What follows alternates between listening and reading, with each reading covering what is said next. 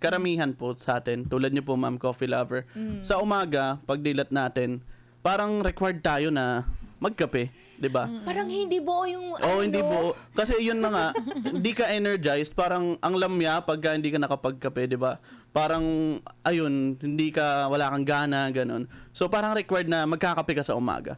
So ako gusto ko i-share ko na din po sa inyo na dapat po ganun din yung sa pangarap natin.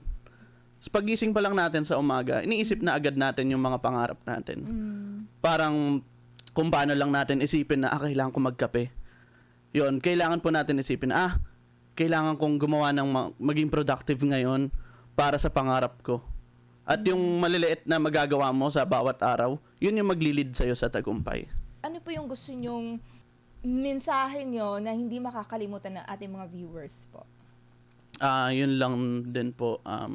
Sa pagdating po sa pangarap natin, so mapatrabaho man yan, mapanegosyo, gusto ko lang na gagawin po nila kung ano yung pinakagusto nilang or pinakahilig nila.